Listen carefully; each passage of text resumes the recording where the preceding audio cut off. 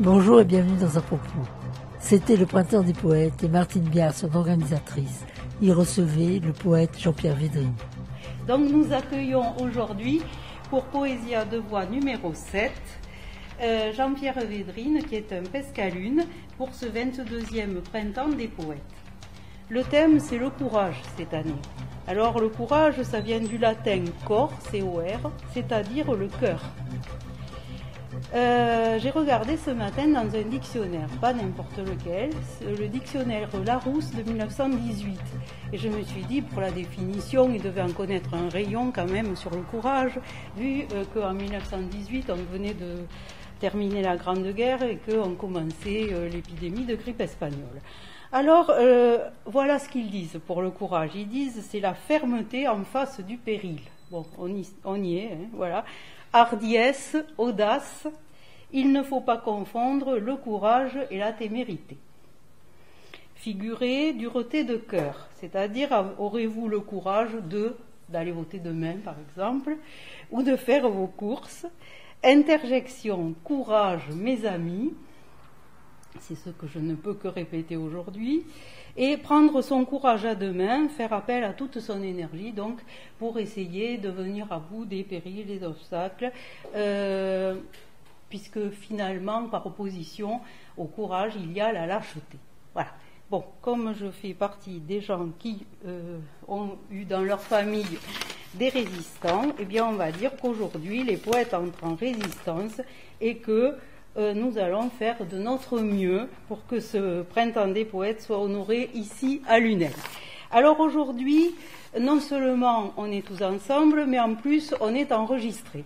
On est enregistré parce qu'il y a la présence radiophonique grâce à Régina qui est dans son émission À propos de RCF Montpellier, ce qui fait que vous pourrez dire à tous vos amis amateurs de poésie que s'ils n'ont pas pu venir aujourd'hui, eh bien ils pourront au moins écouter l'émission qui passera mardi 19h30 ou alors en podcast. On pourra peut-être arriver à retrouver tout ça en podcast.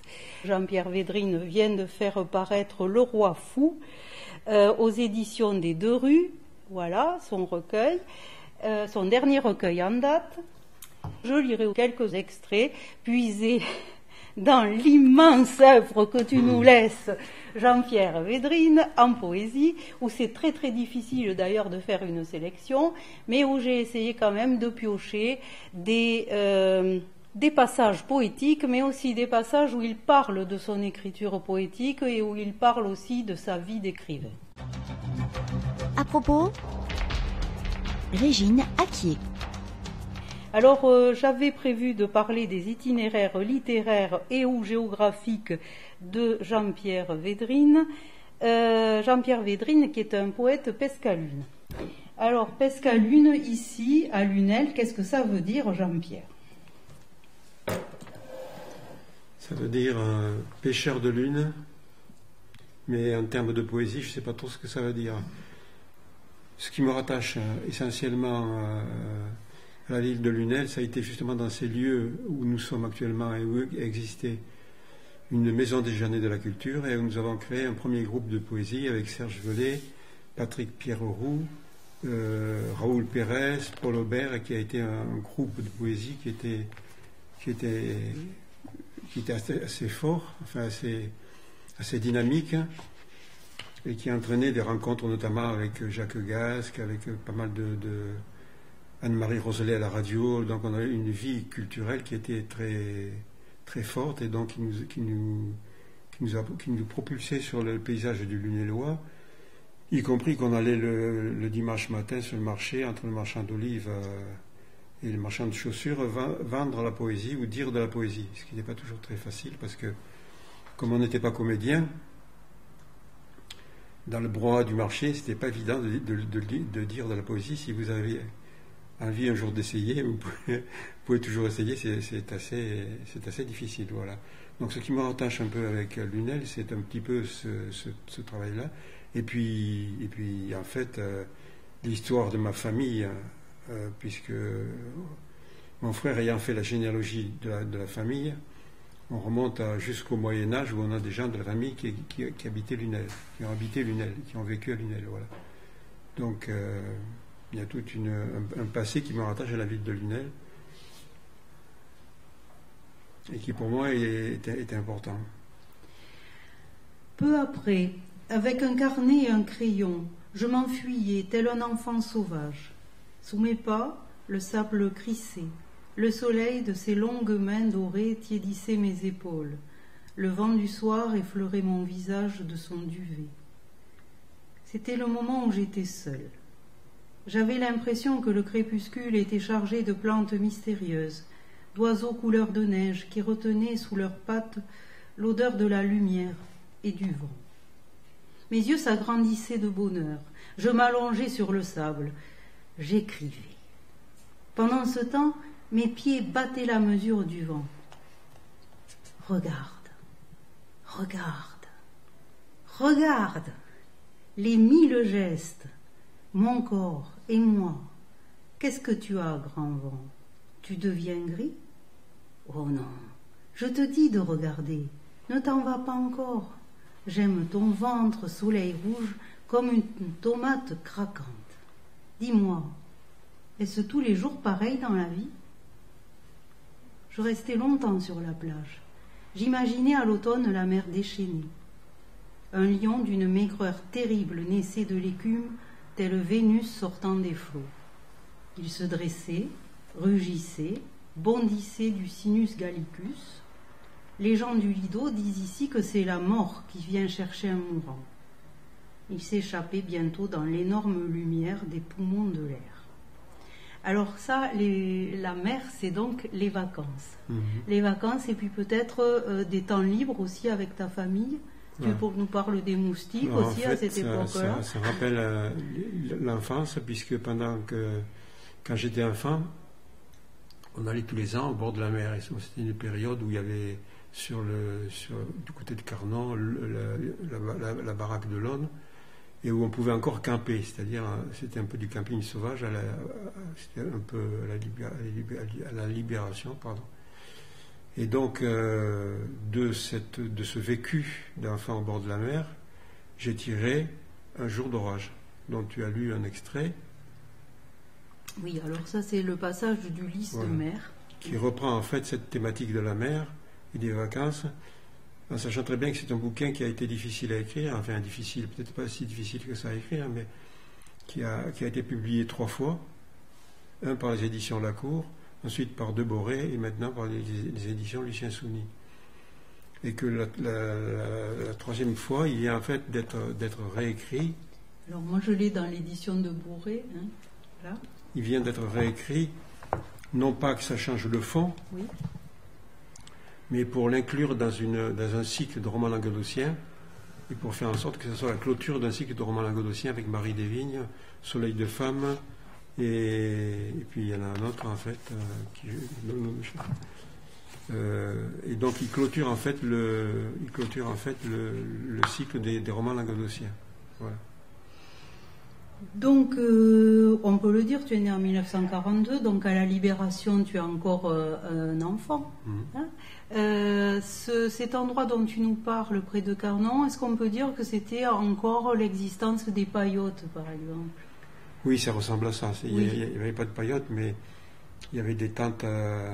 Nous, on avait une tente américaine, et donc on débarquait sur la plage.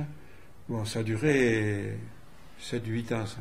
Ensuite, le préfet a pris une décision que c'était interdit. Donc, chaque fois qu'on allait là-bas, on avait des gendarmes qui nous couraient après. Et on ne pouvait plus s'installer au bord de la plage.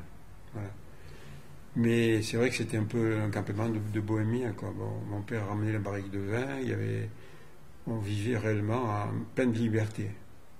On voyait un Parisien le dimanche, on voyait des Parisiens de temps à autre. Mais sinon, dans la semaine, il n'y avait personne.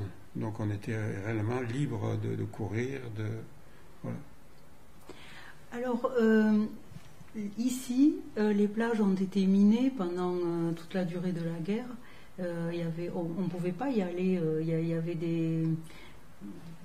des fils de fer barbelés, c'était difficile. Combien de temps ça a pris pour que ça devienne une zone sécurisée à nouveau? Oh, là, ça devait être dans les années 50, 51, donc ça a dû prendre 4 ou 5 ans. Avant que les gens puissent quand même aller pique-niquer, disons, d'une façon paisible, ou s'installer justement, comme tu dis, dans des campements, finalement, familiaux, quoi. Et puis après, il y a eu la démoustication et le plan Racine, et c'est là qu'on commence l'aménagement du territoire. On commence l'aménagement du littoral avec la Grande Motte en perspective, et un petit peu ce qu'on pourrait appeler la destruction du tissu naturel du lit d'eau, quoi, en fait, de ce qui était sauvage, devenu un peu captif. Alors après, bon, c'est comme ça, c'est l'évolution des choses. C'est vrai que moi, je me souviens, je me promenais en vélo à la Grande Motte où il n'y avait effectivement rien. C'était en fait le désert le plus complet, quoi. Donc c'est vrai que quand on le voit maintenant, ça change énormément. Alors, Lunel aussi a connu une évolution importante. Si on s'en tient à jour d'orage, ton grand-père aussi semble avoir eu une importance considérable pour toi. Et ça, c'est quelqu'un qui, en tout cas, avait un rapport au monde qui était déjà un rapport très poétique, je trouve. Mon grand-père en question était un chasseur, un gars du cru, quoi. Il fauchait, il m'a amené dans le marais. Dans le roman, je l'ai un peu mythifié parce qu'il devient un personnage un peu fabuleux. C'est plus que ce n'était, mais le schéma, disons, du grand-père est là. Voilà, c'est mon grand-père maternel qui en fait me conduisait dans le marais, avec qui je pouvais aller à la chasse avec lui. Donc c'est vrai que ça m'a servi de calque, mais je l'ai un peu mythifié quand même. Enfin, j'ai fait une fiction. Je pénétrais dans la cuisine. Mon grand-père lisait le journal, tandis que sur la table, dans un panier, grouillaient des anguilles. « Doucement », dit mon grand-père à voix basse, comme si quelqu'un dormait. Je l'embrassai. « Ah, mon pauvre petit, cette guerre en Algérie, quel malheur !» L'aspirant Maillot, le fils d'un fonctionnaire municipal d'Alger qui avait rejoint l'armée de libération nationale, venait d'être abattu et la presse s'en faisait largement l'écho. La guerre, Papetou? Oui, la rébellion, comme ils disent. L'orage interrompit notre conversation. Mon grand-père ferma les yeux. Les anguilles s'agitaient dans le panier, glissant les unes sur les autres. Une rafale de vent fouetta les volets. « Écoute, me dit-il, le micocoulier chante. » Mais qu'est-ce qu'il dit, grand-père? Les racines, le miel de la terre, la vigne, mon pichoté, les chevaux, les taureaux, le trident que tu tiens à la main pour toujours à cheval, tu lanceras ta tête dans les nuages, tu crieras, mon pichoté, garde-toi de la violence. Oui, grand-père, je préfère la douceur. Papetou, tu devrais fermer la fenêtre. Mon grand-père éclata de rire. Il frotta ses moustaches avec le dos de la main. Viens t'asseoir, n'aie pas peur, nous ne risquons rien. Par la fenêtre, je voyais les nuages noirs s'amonceler au-dessus de la cour. Mon grand-père versa le contenu du panier dans l'évier. Je les ai bouillantes d'abord, me déclara-t-il sans embâge. Moi, je regardais les andialas s'agiter.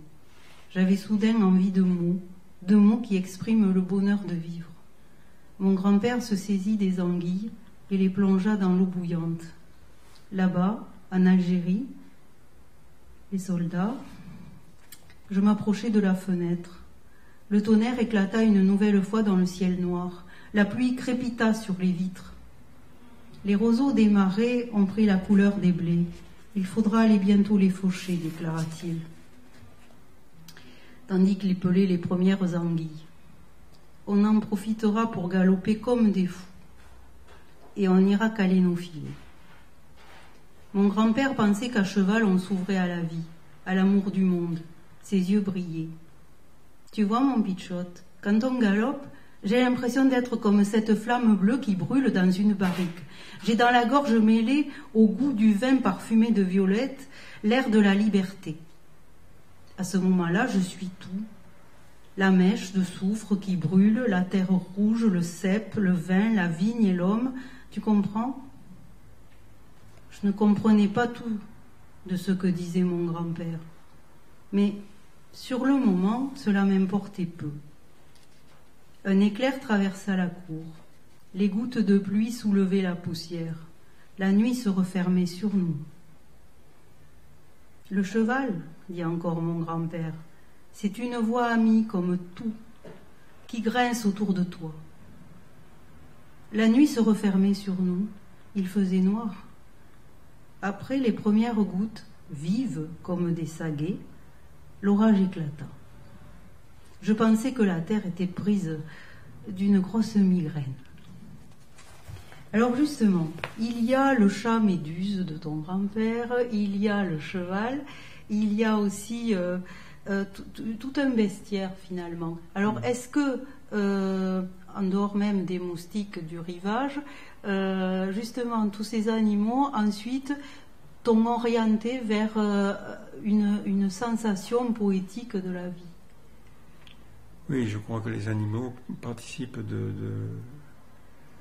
la sensation poétique. Et donc, un peu comme à différents niveaux, l'oiseau, avec ses ailes, le chat avec sa fourrure, ou le chien, on a des traces poétiques qui se marquent dans l'écriture. On le retrouve dans l'écriture, effectivement. Alors, ton grand-père, tu nous as dit qu'il était chasseur, mais il était pêcheur aussi, si on s'en tient aux anguilles. Oui, ça c'était un peu surajouté, parce que mon grand-père n'était pas pêcheur. Enfin, je n'ai jamais allé à la pêche avec mon grand-père, mais plutôt avec mon père cette fois-ci. Donc j'ai fait une synthèse du personnage pour regrouper la thématique du pays, en fait, du roi et de l'État, en fait. Oui, parce que là, on a à la fois l'allusion à la Camargue, l'allusion au vin, au vignoble, enfin, bon. Et ensuite tout le rivage, avec le littoral, les étangs et la mer. Donc il y a à ce moment-là, on comprend, une connivence entre toi, tes sensations, et puis évidemment l'univers géographique dans lequel tu vis. Donc à partir de là, tes sources littéraires, qu'est-ce que ça va être? Quels sont les auteurs locaux ou au contraire du territoire plus vaste, national ou mondial, qui vont le plus finalement t'aider à t'exprimer? Je pense que le premier qui a marqué mon écriture, c'est Giono. Par son écriture poétique et par sa manière d'écrire, dont je suis peut-être le plus proche, c'est l'auteur le plus proche de mes romans. Ensuite, il y a des gens comme Gaston Bessette qui ont marqué effectivement ma recherche, ma quête du pays. Voilà, essentiellement, c'est là. Bon, je pourrais en citer d'autres, notamment au niveau de la poésie, qui ont façonné mon écriture, parce que c'est une écriture qui s'est voulue poétique dans le roman, mais qui a généré aussi ses propres difficultés. Et quand je dis ça, je dis que par exemple, Un jour d'orage a failli être publié chez Segers, mais qu'en fait, Pushmore a trouvé qu'il était trop fleuri, voire caramélisé.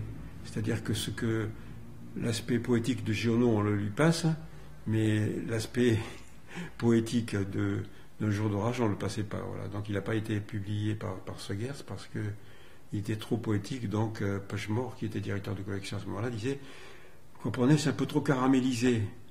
Voilà, bon, alors c'est vrai que j'ai tendance à surajouter des choses au niveau de mon écriture poétique. Bon, mais voilà, c'est l'écriture. Je crois que c'est l'écriture de Jean-Pierre Védrine, que ce soit en prose ou en poésie, de toute façon, elle est toujours poétique. Voilà, avec le temps, j'ai tenu compte des conseils et j'ai essayé effectivement d'avoir une prose très apurée, en fait, et très pure, mais toujours très poétique, mais pas surchargée, parce que je pense qu'à certains moments, c'est vrai qu'il y a des choses qui sont peut-être un peu... À propos, Régine Acquier. Martine Biard interroge Jean-Pierre Védrine dans le cadre du Printemps des poètes à Lunel. Dans certaines de tes poèmes, dans certains de tes écrits, on sent aussi l'influence de Frédéric Jacques Temple. Et il y a beaucoup de choses qui sont dédiées finalement à Frédéric Jacques Temple. Alors Frédéric Jacques Temple, tu le rencontres à quel moment ? Bien, quand je me suis plongé dans mes archives, je me suis aperçu qu'effectivement, quand je parlais du groupe poétique de la MJC, j'avais écrit à Frédéric Jacques Temple, donc ça remonte dans les années 67-68, pour lui dire qu'on avait lu dans sa revue qui s'appelait, je crois, Phoenix, un article de Giono massacrant les syndicats. Donc on avait voulu réagir comme ça contre cet article de Giono. Et je l'avais envoyé à Temple, puisque j'étais un peu un des leaders du groupe. Et il m'avait dit, je vais le transmettre à Giono. Bien sûr, Giono, qui parlait des syndicats à propos de son père qui était cordonnier, n'a jamais répondu à notre courrier. Ça aurait été trop d'honneur. Mais donc c'est à partir de là que je me suis aperçu que j'avais régulièrement correspondu avec Frédéric Jacques Temple, jusqu'au jour où, à partir de Souffle, quand j'ai animé la revue Souffle, j'ai eu des contacts plus précis avec lui, et où ces contacts se sont accentués, enfin se sont relayés quand on a fait la même millénaire, puisque la même millénaire, en fait, la revue, c'est un mot, un nom qui vient d'un de ses poèmes. Alors donc, tu as participé aussi à la création de la revue Le Taureau, je vois, que dirige son ami le poète Jean Breckman à Bruxelles. En 68, tu crées aussi le groupe L'Escalier. En 71, tu obtiens le prix Froissart. Et là, tu es en train de nous parler de ta collaboration à la revue Souffle, dont tu as fait partie du comité directeur, puisque tu as été le président des écrivains méditerranéens. Et puis ensuite, de la même millénaire, dont on a ici quelques exemplaires, donc ce qui se présente comme vraiment un petit livre à part entière. Alors justement, Jackie Gilles, qui est dans l'Assemblée, fait partie justement des collaborateurs les plus proches de Jean-Pierre Védrine.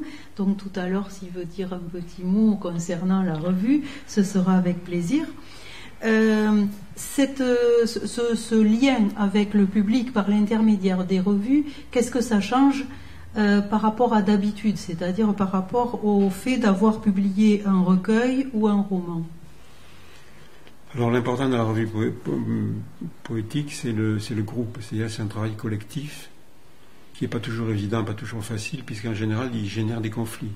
On s'aperçoit quand on prend l'histoire des revues, ou de la plupart des revues, il y a toujours à certains moments des conflits, soit des divergences littéraires ou autres, qui font que effectivement c'est pas facile à gérer. Voilà. Parce que Frédéric Jacques Temple disait, pour moi une revue, c'est un homme qui la dirige. Il choisit le papier, il choisit le thème, il choisit le contenu, enfin, il fait tout, quoi. Ce que je fais avec Jackie pour la même millénaire, mais qui n'est pas toujours facile, parce que quand il faut effectivement suivre le fichier des abonnés, courir après les auteurs, faire de la typo pour mettre en place les textes, c'est pas toujours évident. Voilà. Alors tu t'occupes aussi des chroniques. J'ai pu voir souvent des articles signés de ta main concernant des présentations de poèmes. Un peu de notes de lecture ou de présentation de certains auteurs, mais c'est pas toujours évident parce que la revue exige beaucoup, ce qui fait qu'après il reste peu de temps pour faire un peu de notes de lecture. La même millénaire pêche un peu de ce côté-là, c'est-à-dire qu'on a pas mal de textes, mais on a très peu de notes de lecture, donc on manque de... Alors ces notes de lecture, c'est à la fois comment présenter aussi un auteur, c'est pas évident non plus. Voilà. Alors là, on a parlé des rencontres marquantes, on a parlé de tes influences littéraires. Est-ce que tes proches ont été un soutien pour toi, ou au contraire un frein, ou est-ce qu'ils ont été complices, ou au contraire t'ont-ils traité de ce point de vue-là avec une certaine distance?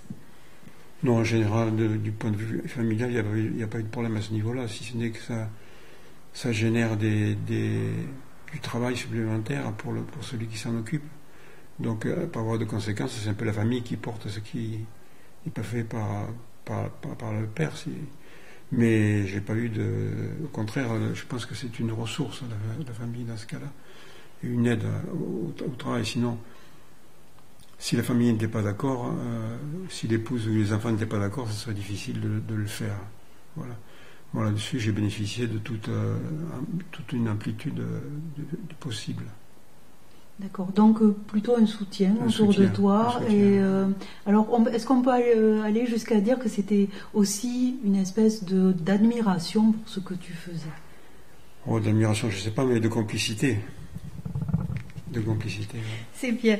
Alors ensuite, tes parents, comment ça s'est passé quand ils ont découvert que tu étais poète? Ils étaient contents ou au contraire ça les a un peu déstabilisés? Non, mes parents ont trouvé ça bizarre parce qu'en fait j'étais le seul à m'intéresser un peu de la famille. À ma manière, la littérature et surtout à la poésie, mais bon, ils m'ont toujours facilité les choses à ce niveau-là. Est-ce que dans l'ensemble de ton œuvre, qui commence à être quand même très abondante, il y a ce qu'on pourrait appeler des préoccupations qui reviennent d'une façon thématique, ou en tout cas des questionnements fréquents? Est-ce que tu as ce que moi j'appelle des obsessions majeures? L'obsession majeure, c'est à mon avis le rapport à l'écriture. Ça veut dire quoi d'écrire, ça veut dire pourquoi on écrit et comment écrire en fait. Ce besoin d'écriture, j'ai pas de réponse à ça. Voilà. Donc ça devient quelque chose qui est récurrent, qui fait que pourquoi par exemple j'ai refait 3 fois Un jour d'orage. Pourquoi on rature, pourquoi on recommence? Et j'ai souvent 7-8 versions du même texte. Ça veut dire que je ne suis pas satisfait de mon écriture, donc il y a tout un travail à ce niveau-là. Et je pense qu'à un certain moment, ça devient obsessionnel. Je pense que c'est le principal facteur de quête de ma part. Sachant très bien que j'ai travaillé par différents fantasmes qui sont soit la mort, l'érotisme ou l'amour. Mais que c'est l'écriture qui porte ça. Voilà, alors l'écriture pour moi c'est surtout du papier, parce que quand j'ai fait la même millénaire, effectivement j'ai essayé d'avoir des aides, comme j'avais des aides pour la revue Souffle. Sur papier, la région m'a répondu, si vous le faites en ligne, on vous aidera, si vous le faites sur papier, vous n'aurez rien du tout. Alors j'ai dit, ben moi, si je fais une revue, c'est pour faire du papier, pour toucher du papier, pour avoir le sentiment d'avoir un bouquin dans les mains. Et j'ai pas eu d'aide. Voilà. Ce qu'il y a de merveilleux avec les mots, c'est qu'ils ne se laissent pas conquérir par le premier venu. Il m'arrive parfois de chanter ce que j'appelle le chant magique du présent, et de me dire que celui qui ne relie pas dans l'instant le passé à l'avenir marche dans les ténèbres. Je me plonge alors dans le texte, je bois 1 ou 2 gorgées de mots, puis, la joie me gagnant, je me précipite dans la rue. Alors, est-ce que ça a ce rôle pour toi vraiment d'une guérison? Exactement, oui, c'est ça exactement. C'est à la fois quelque chose qui apaise et quelque chose qui rend conscient et quelque chose qui fait qu'on existe, enfin que du moins l'écrivain existe en tant que tel ou que le poète existe en tant que tel. Voilà. Je travaille comme un vigneron taille sa vigne à 3 bourgeons francs, mais je récolte peu. Écrire est pour moi un mouvement qui conduit à la liberté, me projette dans une course à la poursuite de l'étoile échappée du ciel quand le cœur va au sombre. Autrefois, lorsque le printemps s'élevait au-dessus du toit blanc de la maison, mes larmes coulaient abondantes. J'écoutais la musique des filles endormies, la tête nue sur leurs seins en fleurs. Sur mon front naissaient les cendres de ma passion pour les astres, le feu de mes rêves d'enfant. Non, je ne jouais pas au petit soldat. J'armais ma soif de vivre. Je cherchais à chasser le malheur. Je ne sais pas qui l'a écrit, mais je suis d'accord. Alors, est-ce que encore aujourd'hui, si tu as cette l'impression que vraiment l'écriture est une arme pour chasser le malheur? Je pense, oui, que en tous les cas, c'est une arme. Je ne sais pas si ça chasse le malheur, si ça appelle le bonheur, mais je pense que c'est une arme qui est fondamentale à ce niveau-là. Ce qui fait que la revue, en fait, La Même Millénaire est devenue une plateforme, c'est que je pense que j'ai essayé aussi d'offrir à des gens qui débutent dans l'écriture la possibilité de publier, parce qu'effectivement, ce qui est important dans l'écriture, c'est qu'il y a, même si on n'a pas 100 000 lecteurs ou 400 000 lecteurs, d'avoir des lecteurs et d'avoir des retours de ces lecteurs, pour savoir que quand on écrit, c'est un petit peu pareil quand dans le rapport qui existe entre l'auteur et l'éditeur. J'ai toujours essayé d'avoir pour ma part, mais ça me concerne moi, un éditeur, quel qu'il soit, parce que l'éditeur accepte le manuscrit ou le refuse. Et quand il le refuse, il explicite. Voilà, j'ai par exemple, mon cycle de... Mes romans sont publiés chez une maison d'édition qui s'appelle Lucien Souni, dans lequel j'ai publié une dizaine de romans. Mais mon dernier manuscrit n'a pas été accepté. Voilà, pour des raisons... l'éditeur trouvant que c'était bien écrit, que c'était bien structuré, etc. Mais c'était pas un roman dit de terroir. C'est-à-dire c'était un roman qui s'attaquait en fait au mythe de Dionysos. Et j'ai essayé de le traduire dans une histoire. Mais bon, ça empêche que donc quelqu'un l'a lu, quelqu'un a fait un retour. Et donc je pense que l'écriture c'est important à ce niveau-là. C'est aussi important de faire lire des écritures. Alors pas obligatoirement des écritures publiées sous forme de recueil ou de livres, mais c'est important que les gens puissent écrire et puissent soumettre leur écriture à des lecteurs pour avoir des retours. Voilà. Alors aujourd'hui, finalement, en roman, tu as écrit combien de livres? Oh, je ne compte pas, mais j'ai dû écrire une dizaine de romans à peu près publiés. D'accord. Parce que j'en ai dans mes tiroirs encore. Et les recueils, est-ce qu'il y a davantage de recueils que de romans? Il y a plus de recueils que de romans. Il y en a une vingtaine à peu près. Donc aujourd'hui, tu t'affirmes encore poète, Oui, avant tout poète. Bien sûr. Je suis d'abord poète, oui.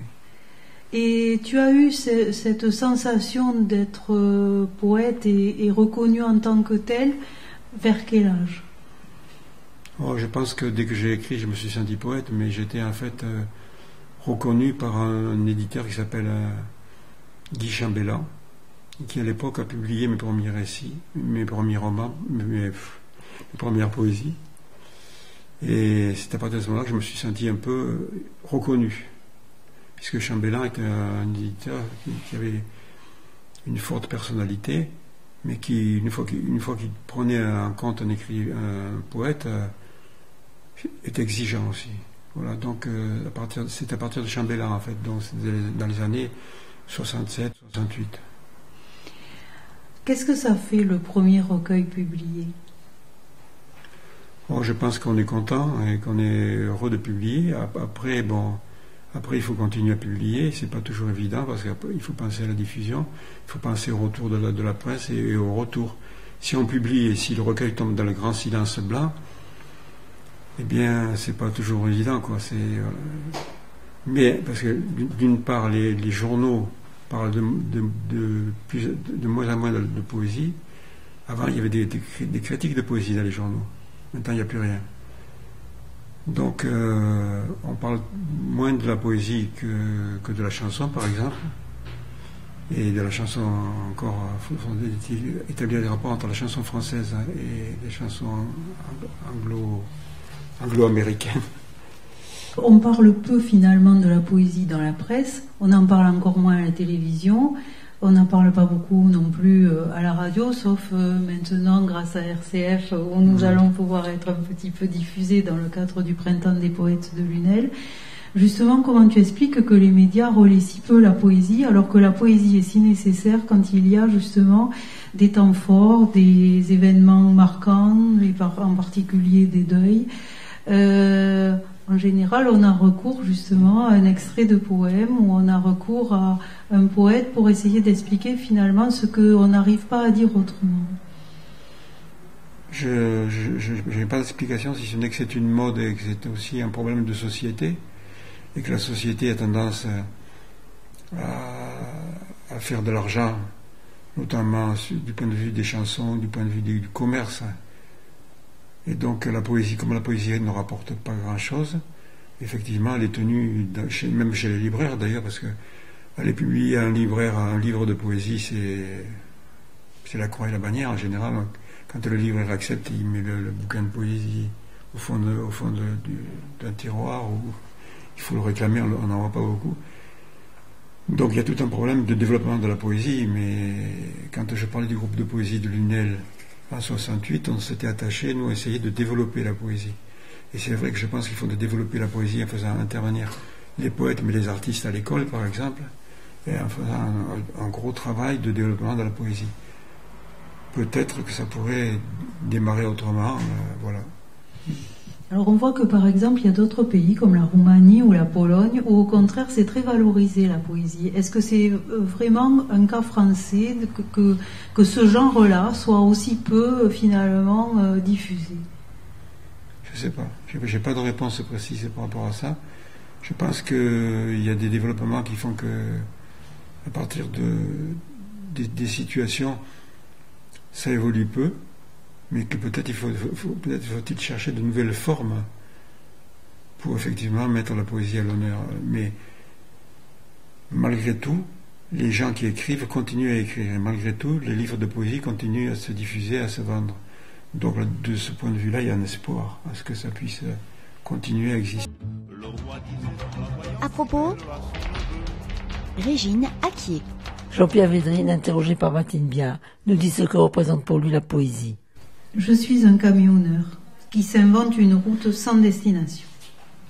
Le poète est celui qui connaît les chemins, ignorés de tous, car il sait ce qui vient du fond de l'absence.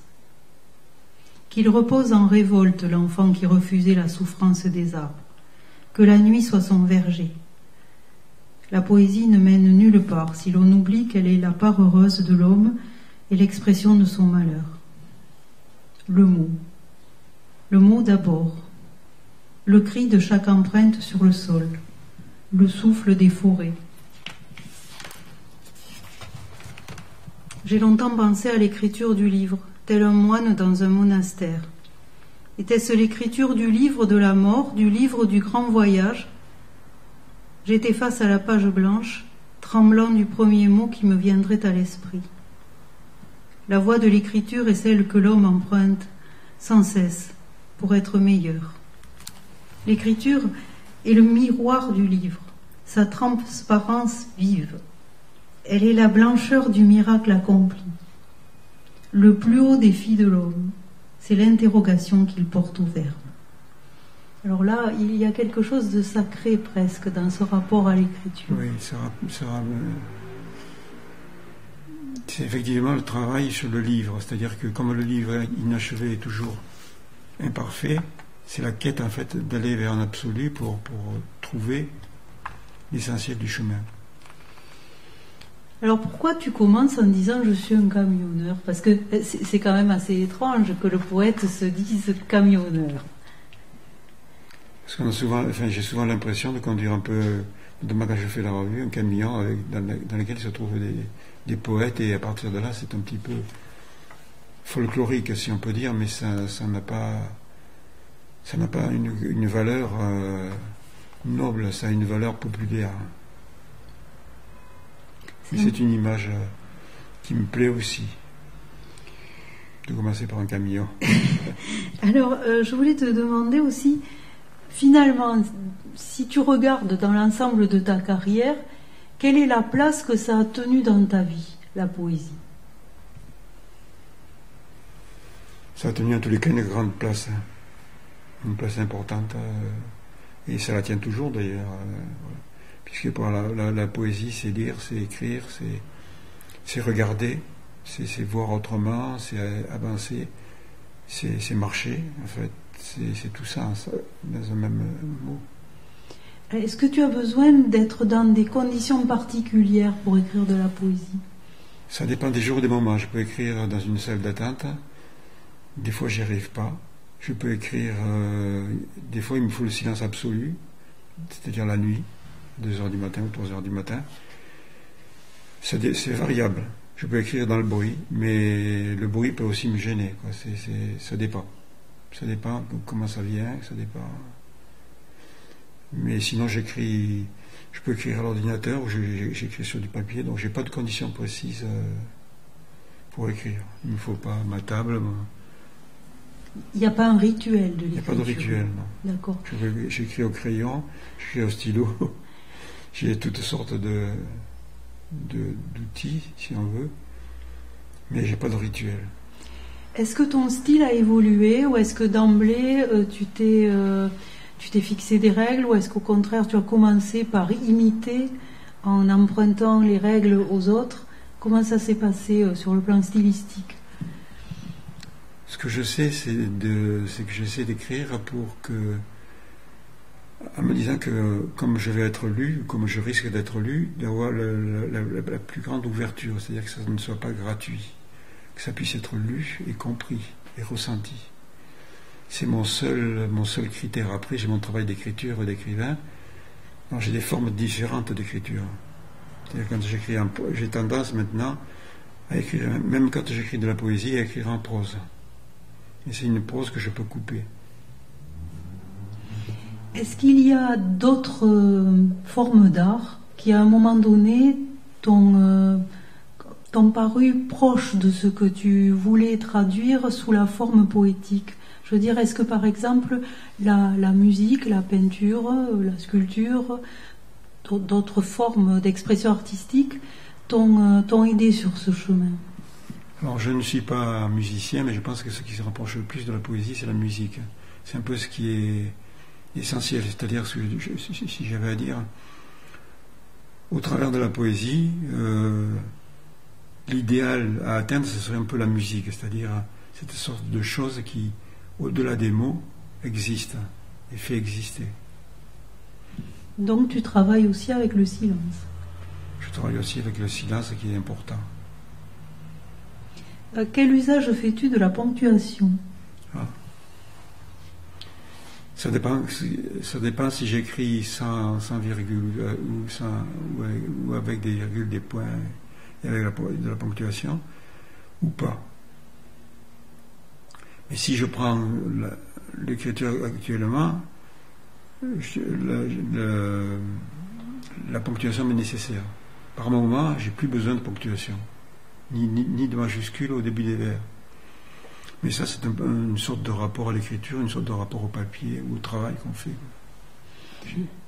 Est-ce que tu as l'impression que ton style, que ton écriture, que les sujets abordés ont évolué au fil du temps, ou est-ce que tu penses que déjà tout était donné dès le départ et que finalement tu n'as fait que suivre une espèce de fil rouge jusqu'à présent? Le problème, c'est que j'ai plusieurs formes d'écriture. J'ai pas une écriture. Certains poètes écrivent de la même manière, du début ou à la fin, en évoluant ou en évoluant pas. Moi, il se trouve que je peux écrire de plusieurs manières à la fois. C'est-à-dire, si j'écris un conte, je vais l'écrire différemment qu'une poésie. Alors, c'est là toute la difficulté, c'est-à-dire que je peux écrire des recueils qui sont complètement différents. Voilà. Je pense qu'à la longue, mon écriture évolue, mais que c'est pas uniquement, c'est une partie de mon écriture qui évolue. Donc j'ai plusieurs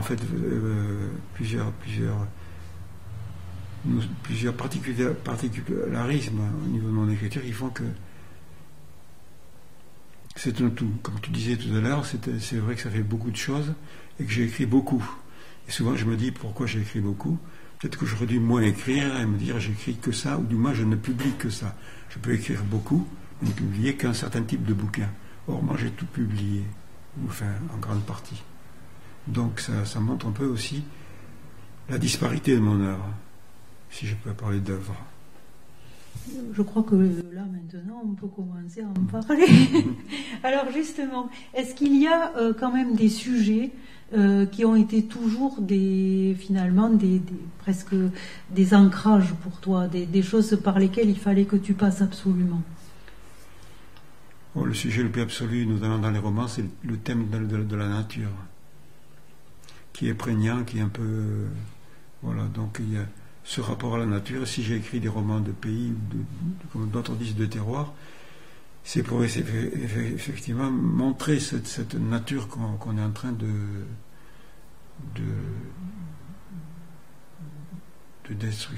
déstructurer et pour essayer aussi en même temps de me pencher sur un passé qui était au niveau du pays, un passé qui était extrêmement riche et qui est complètement inconnu jusqu'à présent. Voilà, donc il y a cette volonté aussi d'être témoin. Il y a la volonté d'être témoin et de rendre compte, notamment au niveau de l'histoire. C'est-à-dire que le cycle, quand je parle des romans languedociens, s'attache à l'histoire des ouvriers des grandes grèves de 1910, avant la guerre des 14, qui ont ravagé le pays ou qui ont marqué le pays, avec des conditions quand même de vie qui étaient très dures et qui passent un peu inaperçues, puisque c'est un thème qui n'a pas été abordé, qui était que très peu abordé. J'ai essayé moi de faire des fictions au travers de ça. Voilà, ça vaut ce que ça vaut. En tout cas, ça parle de la vie des gens du coin à cette époque-là. Tu as été un des premiers aussi à parler de Lunel pendant la Seconde Guerre mondiale. Et de ce point de vue-là, on te doit justement un témoignage qui est important et qui, à ma connaissance, pour l'instant, est encore le seul. Alors, comme je suis passionné d'histoire, j'ai essayé effectivement d'écrire sur Lunel, notamment sur une période qui me touche, puisque je suis né en 1942. Donc, je me suis toujours interrogé sur cette période-là, qui est une période très douloureuse pour la France et pour les Lunélois. Et donc, à partir de là, j'ai écrit Lunel pendant l'occupation. Et c'est vrai qu'il y a une mine là aussi de ressources inexploitées, puisqu'il y a plein de choses qui étaient importantes, avec des gens qui ont pu m'apporter leur témoignage.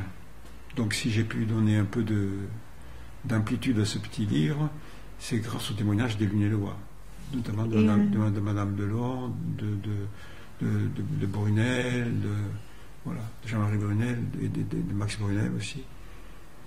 Et d'autres. Et en collaboration avec ton fils aussi, qui a fait des études d'histoire. Qui a fait des études d'histoire, oui. Voilà. Bon. Donc on retrouve là quand même l'importance du soutien familial. Bien sûr. Si c'était à refaire, qu'est-ce que tu changerais? Rien. C'est bien, on est content parce que c'est rare d'avoir justement une telle confiance finalement, un tel fiat. Est-ce qu'il y a des choses que tu aurais voulu qu'on aborde pendant cet entretien et que j'ai peut-être oublié d'évoquer avec toi? Non, je crois qu'on a fait le tour. Là. Bon. Alors je vais lire un dernier petit passage.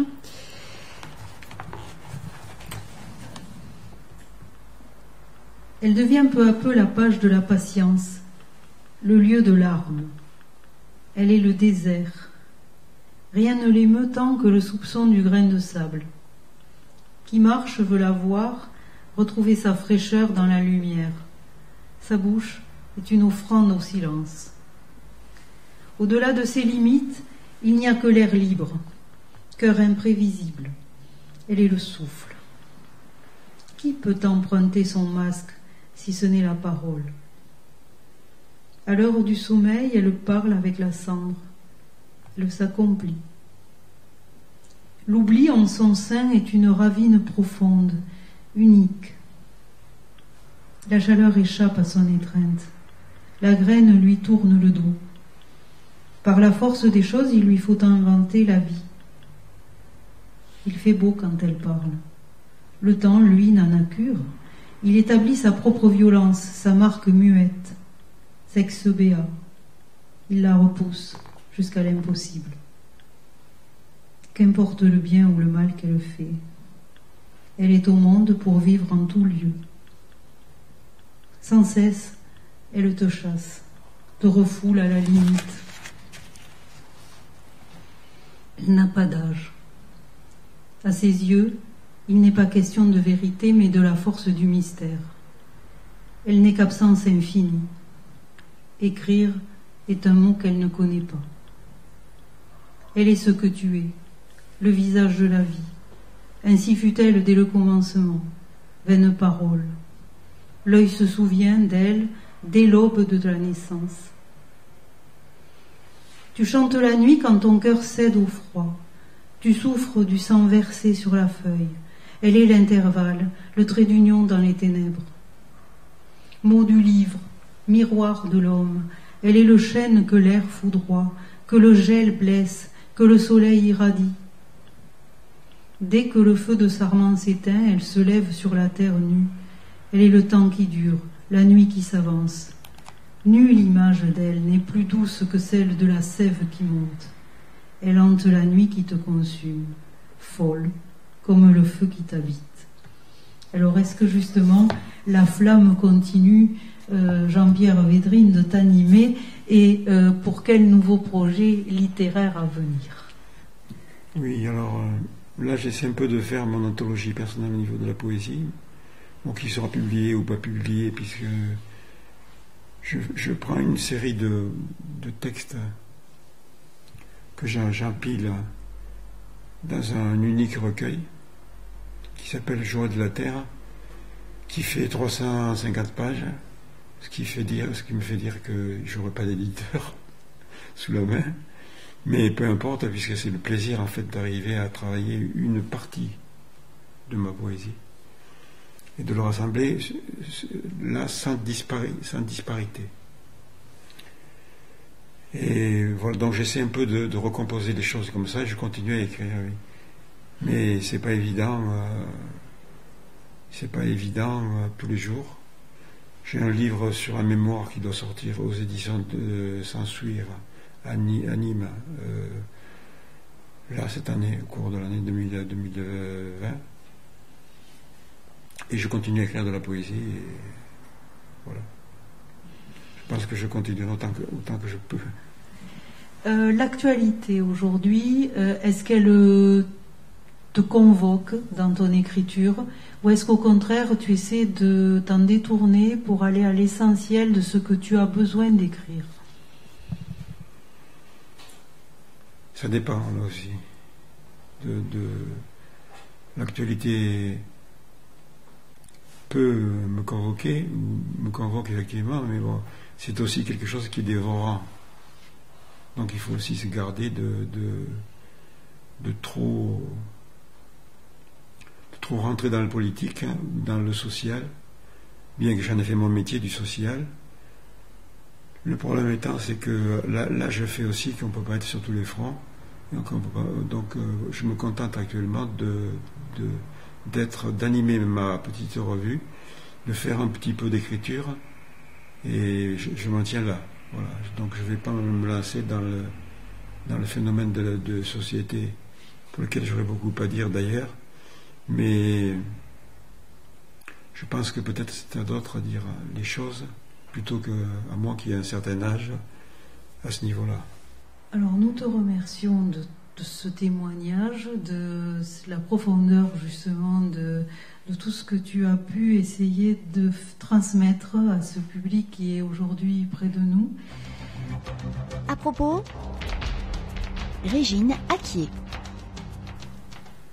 Mon seul regret avec Gaston Bessette, c'est qu'une fois il était à Lunel, et moi j'étais pas sur Lunel à cette époque-là. Et j'aurais pu le voir, il y avait une fête du livre qui était au Caladon. Et j'y suis pas allé, j'ai toujours regretté parce que du coup je ne l'ai jamais rencontré. J'ai rencontré son épouse après son décès, hélas, mais bon, le décès de Gaston Bessette. Je pense que c'est un auteur important qui a écrit notamment sur la vigne et sur le vin, et qui a très bien écrit, dont on a publié à Souffle pas mal de choses. Le problème étant, c'est que c'était pas un poète de l'écrit. C'était plutôt un romancier de l'écrit, pas un poète. Sa poésie n'est pas toujours très pertinente à mon sens. Hein. C'est un problème, c'est un avis personnel. Mais par contre, comme romancier, oui, alors là, il a écrit des choses qui sont, et notamment ce qui est pour moi un chef-d'œuvre, c'est Les Temps de l'Or, qui est un chef-d'œuvre au point de vue de la musique, de l'écriture et de la poésie. Où là, il a trouvé le fond, en fait, de ce qu'il était et la forme. Tout en disant aussi que le fait qui est déterminant, c'est que Gaston Bessette, et on ne le sait pas toujours, a été un grand résistant. J'en parle dans Le Roi Fou, où en fait il a fait pas mal de travail avec les écrivains résistants pendant la guerre, mais personne n'en parle. Dans sa biographie, il faut réellement creuser, et j'ai eu moi toutes les peines du monde par son épouse à avoir un peu des renseignements, et je ne les ai pas eu tous d'ailleurs. Et j'aurais aimé de réécrire une autre biographie en question sur Bessette. Hélas, je manque d'éléments, donc je m'en suis tenu là. Alors, il y a un autre poète et écrivain qui était quand même assez important à ce moment-là dans la région, c'était Joseph Delteil. Alors, quelle est justement la part pour toi qu'a prise Joseph Delteil dans tes lectures ou dans éventuellement l'influence de ton écriture? J'aime beaucoup Joseph Delteil. J'ai à peu près lu toute son œuvre à ce niveau-là. J'ai regretté là aussi, il y a eu un numéro de la revue Entretien sur Delteil où je devais participer, écrire une note sur Delteil. Et où j'ai pas pu parce que j'étais pas présent à ce moment-là. Mais j'adore son écriture. Sauf, cela étant dit, il n'y a que lui qui peut écrire comme il écrit, quoi, parce que personne d'autre. Il y a une grande jubilation. Voilà, il y a une grande jubilation, il y a une grande joie. Et il y a une écriture qui est explosive et qui est d'une force phénoménale, quoi. C'est un très grand écrivain. Alors cette année, on fête le 100e anniversaire de Soulages, qui a eu l'opportunité de rencontrer Delteil sur son chemin. Quel est ton rapport avec la peinture en général? C'est moins fort que la musique? C'est pareil? C'est autre chose? C'est un peu pareil. Je m'intéresse à la peinture. Voilà, et je fais des... Oui, on n'en a pas parlé, mais en fait, la main millénaire, elle est illustrée. Pour la main millénaire, voilà. Et voilà. Donc ça m'intéresse énormément, mais c'est un travail très personnel au niveau de la peinture. Je fais ça sur des petits bouts de cartons, des cartes postales, sur du papier surtout. Voilà, mais je m'intéresse énormément à la peinture, oui. Et à la peinture contemporaine. C'est venu après la poésie ou c'est concomitant? C'est concomitant. C'était vers 18 ans, je me suis mis un peu à faire de la poterie et des peintures, à commencer. Voilà. Et j'ai une autre marotte maintenant, c'est de faire des assemblages, c'est-à-dire que je sculpte, ou je façonne, ou j'assemble autour de... ça va faire rire. Autour de la banane séchée. C'est-à-dire que je fais sécher des peaux de banane, et ensuite j'assemble ça avec des bouts de bois, du raffia, et ça fait en fait des assemblages que je peins au plafond, qui sont soulevés par l'air qui circule. Et c'est très intéressant parce que ça permet en fait de faire un travail sur l'art brut. Alors je ramasse aussi des boîtes de conserve écrasées sur lesquelles je peins. C'est intéressant là aussi parce que c'est un objet qui reprend une autre vie, qui a une autre vie en fait, et qui permet de faire des choses bizarres. Avec un robinet, j'ai fait un taureau ailé. Voilà, c'est un genre de travail très, très intéressant qui détend énormément et que je vous invite à faire si vous en avez le goût. Parce que c'est un peu de l'art éphémère d'ailleurs, parce que ça se casse facilement, ça se brise facilement, mais c'est très intéressant dans la manière de regarder les choses. Est-ce que tu as pensé justement à les photographier? Oui. Tous ne sont pas photographiés, mais la plupart sont photographiés. Est-ce qu'un jour on peut espérer justement... Françoise a fait une très belle collection avec un cahier où on a tous mes bouts de papier qui sont... Est-ce qu'on peut espérer un jour avoir justement le catalogue ou le livre qui correspondra à ces photographies? J'aimerais bien, avec des commentaires de toi j'aimerais peut-être? bien faire le faire, mais ça demande un travail, ça demande un éditeur, ça demande tout ça. J'aimerais bien le faire, oui. Donc on peut inscrire ça à la liste de tes projets. Voilà, des projets. Oh, d'accord. Merci beaucoup à tous. Au revoir, bonne soirée.